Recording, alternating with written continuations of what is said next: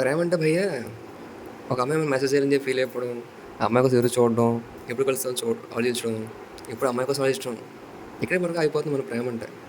నిజంగా ప్రేమ అంటే ఇది ఉంటుంది భయ్య. దాంతోపాటు మనకు కూడా క్యాపబిలిటీ ఉండాలి భయ్య. అంటే మనకంటూ ఒక రేంజ్ ఉండాలి, ఒక కెరీర్ ఉండాలి, మనకు ఒక జాబో లేకపోతే ఏదో ఉండాలి, వ్యాపారం ఉండాలి, సంథింగ్. ఇవేం లేకుండా నేను ప్రేమిస్తానంటే ఏ అమ్మాయి కాదు, ఏ అమ్మాయి కూడా మనతో ఉండదు. అర్థమైందా? ఇది ఉంటేనే ప్రేమ అని అనుకున్నాం అనుకో, అక్కడ ఉండిపోతాం. వాళ్ళకి పెళ్ళి వెళ్ళిపోతారు. మనకి అప్పటికి అర్థం కాదు ఎందుకు ఇలా అయిపోయిందని చెప్పేసి.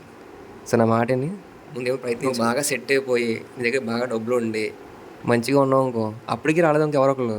అప్పుడు వాళ్ళు ఇద్దాం ఏం చేయొద్దు అని చెప్పి ఏమవుతుందని చెప్పేసి.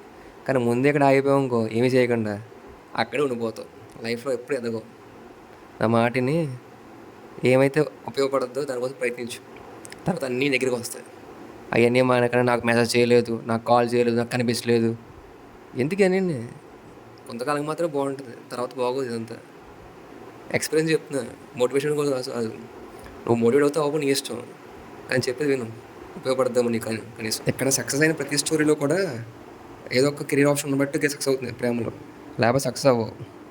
సో నీకు ఎవరైనా కావాలంటే వాళ్ళ కోసం ఏదో చేయాలి, అప్పుడు సక్సెస్ అవుద్ది. ఎంత చేసినా అవ్వలేదు అనుకుంటే అప్పుడు వాళ్ళు చేద్దాం. ముందే అయిపోయాం భయ్యా, అక్కడ ఉండిపోతాం. నా మాట విను భయ్యా, బాగుపడంటారా. మనం ఫీల్ అయిపోతాం. అర్జున్ రెడ్డి సినిమా చూసారు కదా చాలామంది, దాంట్లో మందు కొట్టడం, సిగరెట్ తాగడం, ఇదే ప్రేమ అనుకుంటున్నాం.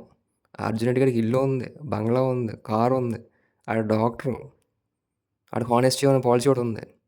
ఇవేం గుర్తించాం మనం. ఆడ మందు కొట్టేసాడు, తాగేసాడు, చూస్తాం సినిమాలో. ఇంక మన వాళ్ళు మారిపోతుంటాం. నిజమైన ప్రేమ ఇప్పుడు కూడా ఆప్షన్స్ ఉండవు, ఒకే ఒక ఆన్సర్ ఉంటుంది. కానీ మనం పక్క లైఫ్లో ఆప్షన్గా మారుతున్నామంటే మనం ఏదో మిస్ అవుతున్నట్టే. మనం ఏదైతే మిస్ అవుతున్నామో దాన్ని సాధించామంటే ఆటోమేటిక్ సక్సెస్ అయిపోయినట్టే మనం లైఫ్లో. దానికోసం పోరాడదాం భయ్య.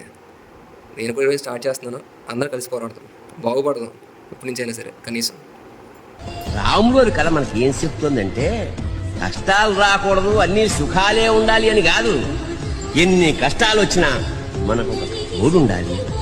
రాముడికి సీతలా, సీతకి రాముళ్ళ. ఆ కష్టాలను ఆనందంగా ఎదుర్కోవాలని, ఎదుర్కొని ఆదర్శవంతమైన జీవితం గడపాలని.